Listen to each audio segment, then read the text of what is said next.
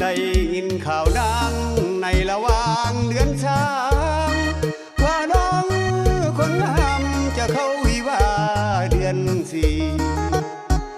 พอได้ยินข่าวแสนปวดเล่าลือดีขอห้องเพลงนี้ตอบคนดีแทนคำเชิญน้องตัดสินใจจะบอกให้ได้คนดีอายจนเต็มที่น้องคนดีก็มาเหินก่อนบอกกับบ้าให้ว่าบ่ต้องการเงินเดี๋ยวนี้ลงเพลินเงินตาเป็นเจ้าหัวใจพ่อแม่นางคงเหมือนบางควายจน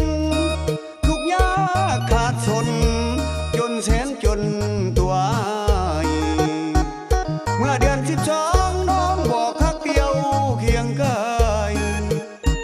เมื่อเดือน12น้องบอกฮักเดียวเคียงกายเจ้าสร้างลืมได้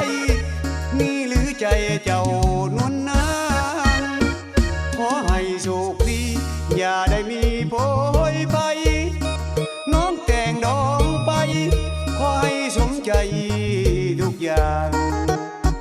ข่าวนี้ไอ้จนจริงขอยอมหลีกทางข่าวนี้ไอ้จนจริงขอยอมหลีกทางขอให้น้องนางแต่งดองเป็นคู่กันเด้อ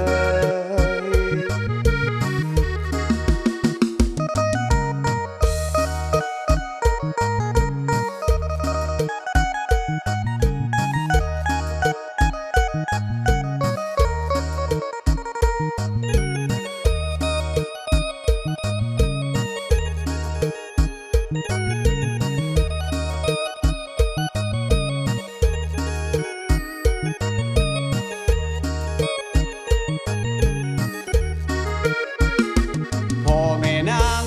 คงเหมือนบางควายจนทุกยากขาดสนจนแสนจนตัวเมื่อเดือน12น้องบอกฮักเดียวเคียงกายเมื่อเดือน12น้องบอกฮักเดียวเคียงกายเจ้าสร้างลืมได้นี่หรือใจเจ้านวลนางขอให้โชคดีอย่าได้มีโผ